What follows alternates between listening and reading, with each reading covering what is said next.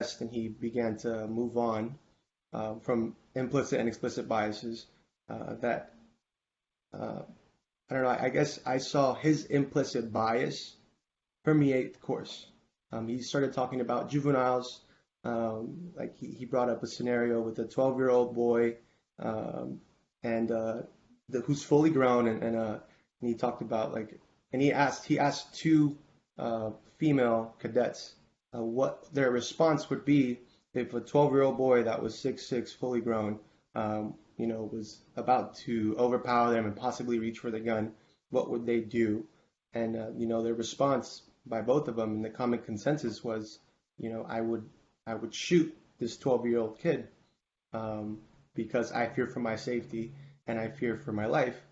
And I couldn't help but think, um, I understand, life and death scenarios, life and death situations, but it was shocking for me to hear that the common consensus was I will shoot and kill this 12-year-old boy because I fear for my life. And I guess to me, just again, I've been in the juvenile justice system. My first contact with law enforcement was at a very young age. I was 7 years old. Um, so, you know, I guess I say all this to say, how can we, moving forward, begin to, I guess, educate the people who facilitate these courses um, to look at things a little bit more objectively, and also just look at different uh, uh, different responses that can be used in those types of situations.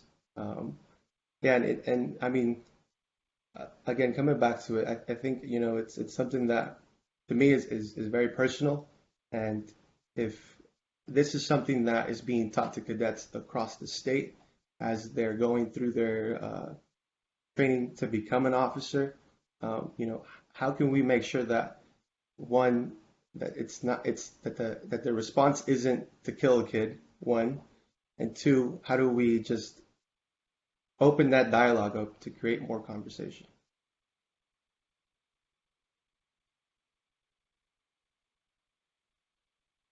Thank you, Ronnie. I appreciate that. Did you have additional comments? I saw it. Yeah, You, I'm gonna look at my notes real quickly. we can come back then maybe. And I know Aisha, you mentioned someone else had joined us. I can't remember who you said. Hi, yes, Samar Campanajar. Um, Good to be with you, and Aisha, thank you for giving me an opportunity to speak. I apologize that this meeting for me has been riddled with technical glitches. I apologize, and looking forward to when we can meet in person when my camera chooses to work next time. But I'm new to this committee and subcommittee, and I'm very intrigued by what I'm hearing. I'd love to do the training myself as well to kind of get a real understanding of what's going on. And I come to this as somebody who has political experience, ran for office, and all that, but someone who, I'm Latino and Arab American. So the past 4 years were difficult, obviously with who was in office and kind of the language that kind of came from the top and trickled all the way down to local law enforcement sometimes. And I've been profiled for being Arab American, especially in the post 9/11 world. So it's very special for me to be here to be a voice for that community, and I'm very honored to be part of this group of esteemed colleagues who I'm learning a lot from today. And I hope to the next time we talk to be able to speak more and contribute more. Notwithstanding all the technical glitches we had today, but thank you for the opportunity to speak up and introduce myself again.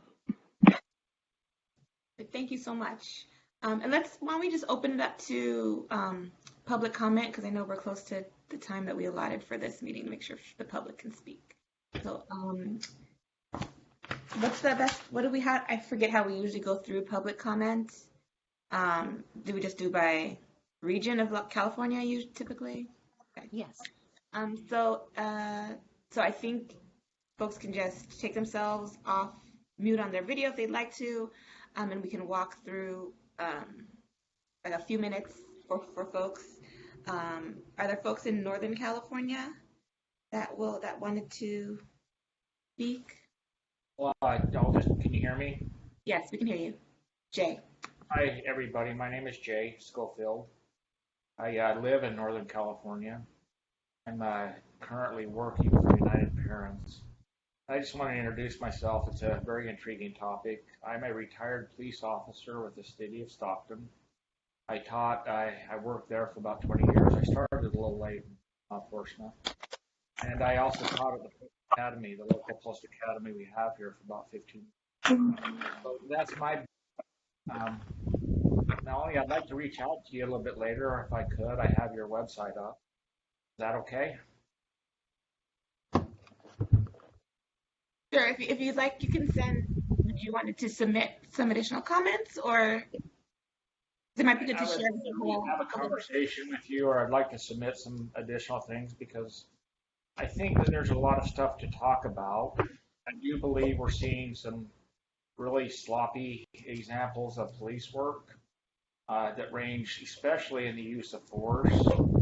And I think that we're seeing a lot of issues that could take place under the Fourth Amendment community caretaking type of stuff. I would even argue that the overwhelming percentage of traffic stops should probably fall in that category. I'm going to bet that every one of you got in your car this morning, if you did, and you didn't check to see if your tail light was out. To me, that's a simple stop, a kind reminder to fix your tail light. Traffic stops are the world for police officers, and I think we need to look at that some. I think we also need to look at the poverty issue. It's a lot easier to do law enforcement in poor neighborhoods. Your car isn't going to be fixed. You're going to have deficiencies. On a hot August night, you're going to be partying out in front of your house. Whereas if I go to a gated community here in Stockton, the first obstacle I have to overcome is actually getting into the community. And so it's harder for law enforcement to be done in wealthy communities versus poverty-ridden. So I think there's an awful lot to say there. I've taken a lot of notes. Just wanted to introduce myself, throw a couple topics out there. Here I am, looking forward to participating. Thank you.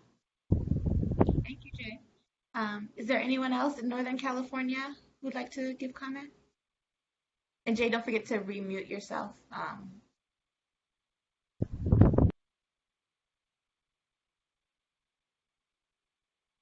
No, he was just warning you because I kept saying something about it.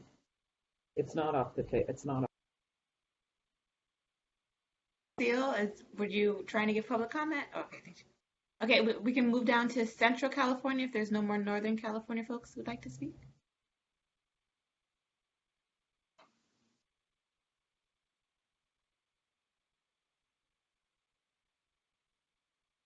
Bianca, I see you've unmuted. Would you like to speak? Hi, good afternoon. My name is Bianca Gallegos, and I'm from Los Angeles County. And I gotta go. This woman started getting back at me on it. Oh, okay, can you hear me? Okay, hi. My name is Bianca Gallegos, and I'm from Los Angeles County, and I really appreciate this meeting, and it was very informative, and it gave me a greater understanding of why child sex trafficking is lagging way behind. So if you could please, because I don't, for the interest of time and respect out of your time that you spend reading this article that I just got today, this document that you were reading from, would you please direct me to the page where human trafficking is talked about? Because I would like to submit my comments and suggestions so I can read it and then give you a proper response to it.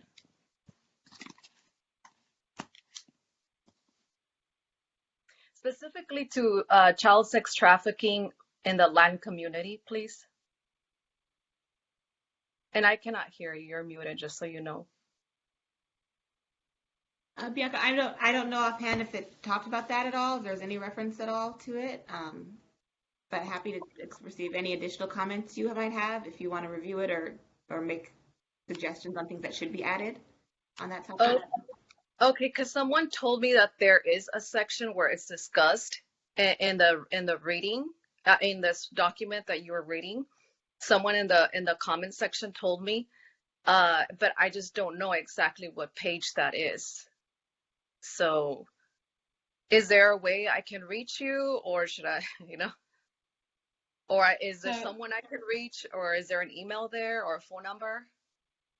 so at the beginning of the chat, we linked to the materials that are available on the website. So the link is the first comment in the chat. If you scroll up, I don't have the page number exactly for that, but the reading materials, which you should be able to do a search in, is the first comment in the chat. And I would also add, for anyone who does wish to make additional public comments, you can send them to the RIPA email address. That's ab953@doj.ca.gov, and we will put that in the chat as well. So for those of you thank you, Dominique, and thank you, Kendall. They have linked those in the chat. So, and someone also responded in the chat that human trafficking is included and covered in depth in LD10. So the links are in the chat, and the web address for those of you who wish to make public comments that can get to DOJ and the RIPA board is also in the chat. Okay. Thank you very much for your time. And just to clarify, Bianca, LD10 refers, so these are all different, LD is learning domain, and these are all different learning domains. What we've been discussing today is LD3, which is specifically on principal policing in the community. LD10 is not one that we were discussing today. It's a completely separate unit that the officers will also be trained in. So just to clarify that. Okay. Thank you. Okay. Are there additional comments still from Central California?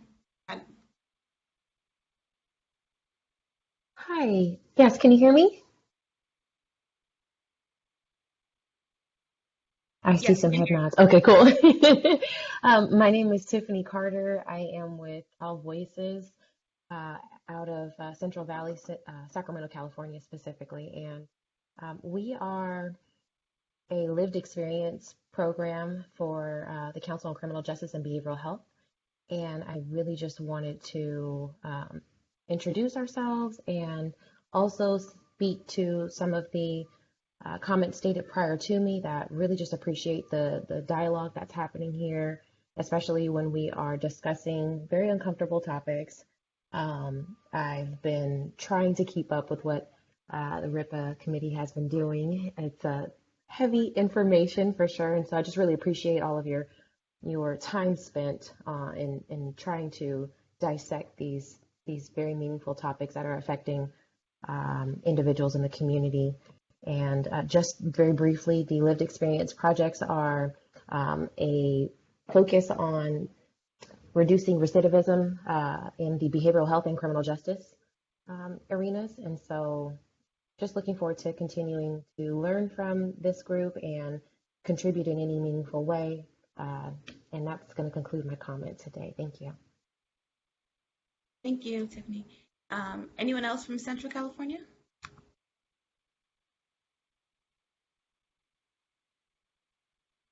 Not moving south to SoCal?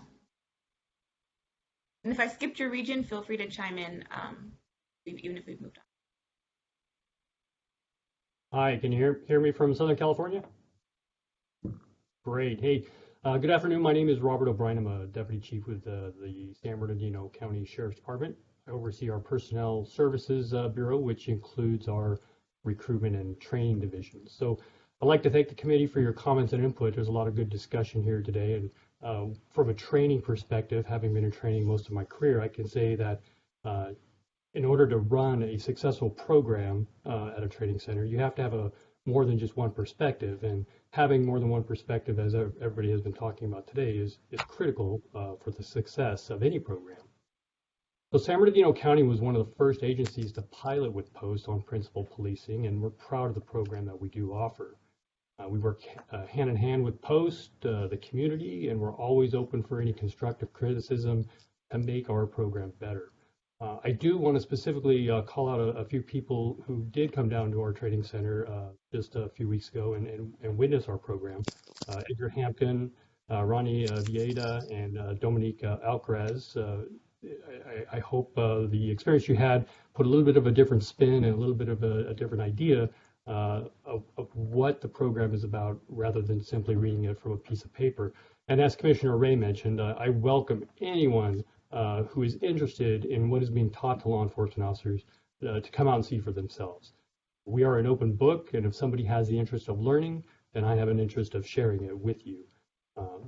Mr. Woods, I know you made several comments and you had several questions about the course, and I would extend that invitation to you as well. If you're welcome to come out here and witness our next program in about 3 months for yourself. I know Commissioner Ray offered that same opportunity to you, and I hope you take advantage of it, because I think seeing something in person rather than reading about it is completely different. I think there's a great deal of perspective lost in reading about it than seeing it in person. And I'll close my statement today by reaffirming what, and I know I'm going to say her name wrong, but Miss Lawanda Haweha, that law enforcement is not a cookie cutter approach. It really, truly isn't. We don't subscribe to that theory. We could not agree more. We recognize that communities in various counties throughout the state of California are different, and moreover, the communities are different even within our county, in the 20,000 square miles that we designate as our county. Recognizing that is imperative, it's something nice, and we thank Ms. Hawaha for highlighting that as well. So thank you very much. Thank you. And just a quick just follow on to that, just to ask, is it possible to have it recorded, a training recorded, so we could see it if we're not able to make it down in that time frame? I don't know, Amanda, if you could answer no. I think I see you shaking it. You want me to answer that? Whoever, it's fine. I certainly do not mind doing that. I'd have to, we would talk with Post before we were able to do that. But even then, I think there might be a little bit lost in translation. But we could certainly do that and follow up with any questions that you might have. I know there will certainly be questions as the three who came down and witnessed the event had themselves. And we're more than happy to answer the questions, but we could certainly explore that. Thank you. Anyone else from Southern California? Oh, Sorry, Melanie, this is Michelle Wittig in Santa Monica. Can you hear me? Hello? Yes, we can hear you. Oh, great, thanks. Yeah, my question has to do with the relationship between the state level training, the local level policies and procedures.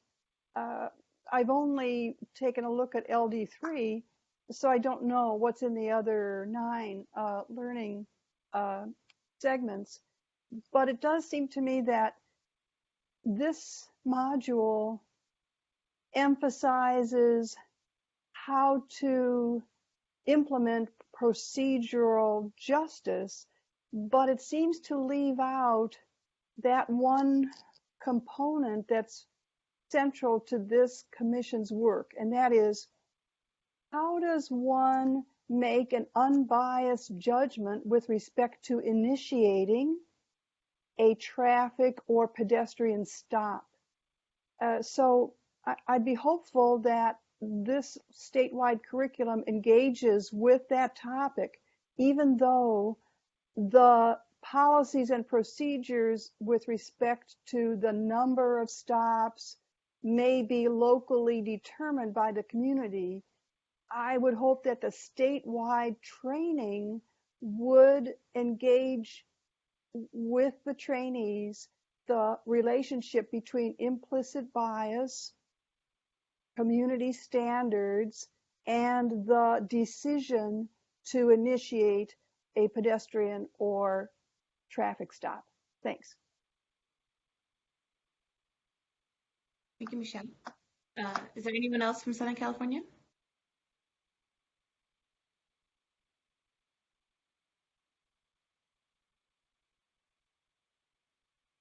All right, if are there any public comments from any area that we've missed? If not, then discussion of next steps, is that for DOJ? Oh, Pam, I see Pam has raised their hand. Do you have a comment, Pam? Yeah, hi. Can you hear me? Can you hear me? Yes, we can hear you. Okay.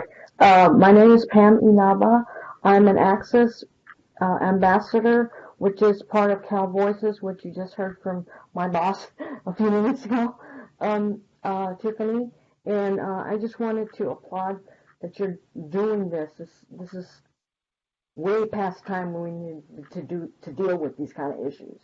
And I want to see just maybe if we're given a little bit more time to review some of the materials. And I want to also make sure that I'm on any mailing list that I can get on to receive the materials so I can read them ahead of time. And I wanted to applaud that you're trying to do some kind of cultural competency in a sensible way, like discussing this instead of just saying, okay, we'll just put a Band-Aid on it. So I appreciate the time that you have done that. And I'm from Los Angeles. Thank you. Thank you, Pam. Allison, do you want to just drop into, or anyone from DOJ, into the chat the way that they can sign up for? Yes, that was just done. So it's there now. So there is a subscribe link in the chat. So if you'd like to be notified of other RIPA meetings and subcommittee meetings, please subscribe. Thank you. In terms of next steps, I don't know. We can talk about what the next steps would be, but one of the questions that I would have is just to ask Post. I know we discussed some possible next steps that Post could take after hearing our comments. Is there, does Post have a proposed way forward to incorporating some of the comments that we've raised to their materials?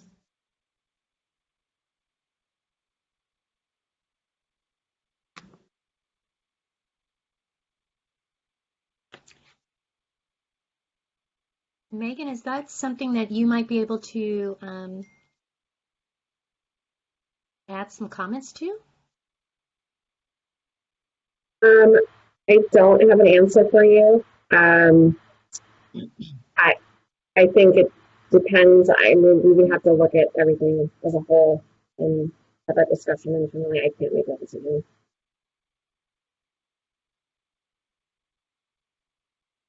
Okay, so maybe, I don't know if DOJ wants to take over in terms of. Yes. Okay. Yes, So this has been a great subcommittee meeting. The topic was robust, and it's just so exciting to see the engagement by the public, the board members, law enforcement. So this is, I think, what the legislators had in mind. So to summarize, next steps going forward, the comments that you've provided today will be given to Post. They'll be placed in the minutes and for you to vote on as you normally do at the next subcommittee meeting, which is September 9th. And then at that time, you can continue your discussion, either wrapping this up or thinking about other ideas that you want to do with this information. And then also to that end, there is a full subcommittee meeting agenda on September 9th that deals with recruitment, AB 846. So it's 2 hours typically, but as a subcommittee, you can always add a little bit more time if you choose to, if that's of interest to all of the members, to expand the time from 2 hours to 2 hours and 30 minutes, 3 hours, whatever you choose. It just has to be done before time so that we can notice the public. And then lastly, as a reminder, CHP, Commissioner Ray has mentioned this earlier, would love for board members to come out and observe some segments of the training. So we have those dates, those possible dates. So I will check back in with the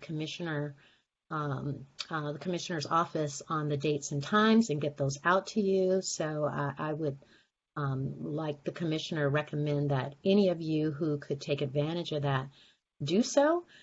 It is in Sacramento, but of course your travel would be reimbursed as board members. And then we are also seeking other opportunities. If any of you know law enforcement agencies that might be willing to allow observations in the Bay Area, that would be wonderful too. So then we have a cross section of opportunities throughout the state. And because these courses go on,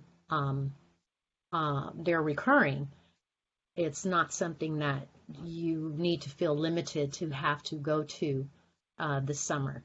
So, and I think that's about it. I know my colleague Kendall Mickelwake would like to come on and share with the subcommittee information about the next subcommittee meeting coming up on calls for service. So unless there are any other questions that board members have of me, or I missed something from my colleagues, I'll turn it over to Kendall. Thank you, Aisha. And I just want to ask if we could follow up on finding out whether or not we could, I know it's less than optimal, but if we could view a recording in some way, because I don't think it's possible for me personally to be able to attend in person. So if that is on the table, that'd be very useful. Okay. Hi, good afternoon, everyone. I won't take a lot of folks' time, but just want to give a reminder both to the board and the public. We do have a few upcoming subcommittee meetings. This Friday, July 30th, we will be holding the Stop Data Analysis Subcommittee that starts at 2 o'clock, and I'll drop the meeting notice and agenda link into the chat. On August 19th, we have the Policy Subcommittee, August 30th, the Civilian Complaints, and the last is Calls for Service, where we're still trying to determine some dates there. We did have some board members leave the board and some of the committees, so we are looking for board members to join the Calls for Service Subcommittee. Calls for Service really addresses two different issues. We're discussing bias by proxy, and also calls for service that may be more appropriate for an alternative response. So we're looking at mental health calls for service, some of the different programs that have been developed as alternatives for police responses or joint police responses. So really looking for folks who are interested in joining that subcommittee meeting. We had some board members attend the Police Dispatch Advisory Council meeting.